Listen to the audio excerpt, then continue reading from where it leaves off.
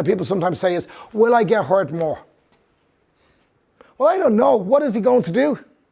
If he's just going to tickle you, that's okay.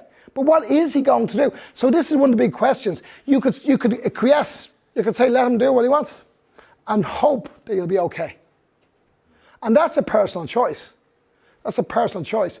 But when you give up that, if you decide to let them do what they want because of fear or threats, you have just given up any sense of control, and you are hoping that they will let you go.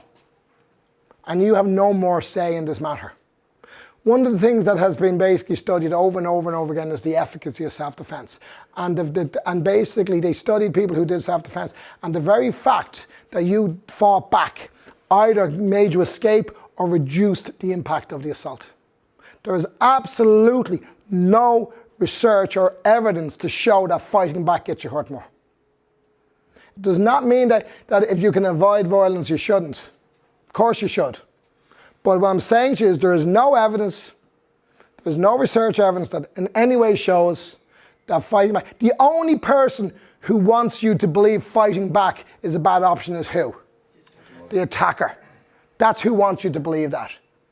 That's their propaganda. And they'll promise or they'll threaten to hurt you more if they fight back. But you know what? Never believe anyone who you don't know who's making promises, and never believe their threats. To understand is that we are not fighting for sport.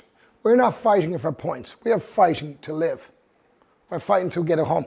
And the way I think about it is I will do everything I ever possibly can do never to be involved in physical violence. So if you set that rule and you go all the way back to what we taught at the beginning about hands up and control and awareness and really not letting people get close to you so that you can be safe. And if you live that, then the only time this is ever going to happen is if someone, you then have the kind of, I suppose, the right to act in your own defense. And this is where it comes, because once we engage, we have to do whatever we have to do to escape. Because remember, the way I think about it is someone who's attacking me is not just attacking me, they're attacking my family, or they're attacking you, they're attacking your family, they're attacking what's going to happen if you're not around. So they're going to attack, they have to look after you. They're attacking your ability to be who you are, your self-confidence, your self-esteem. Everything can get damaged by this type of assault. So it's very, very important to fight for everything you have in your life. Okay? And another big idea we have is when it comes to combat, we become the attacker. We don't do victims. Our job is to attack the attacker. And we attack them physically and psychologically. And our job is to inflict as much fear, damage, and harm on them so they do not want to be near us. And our worst case scenario is we delay everything.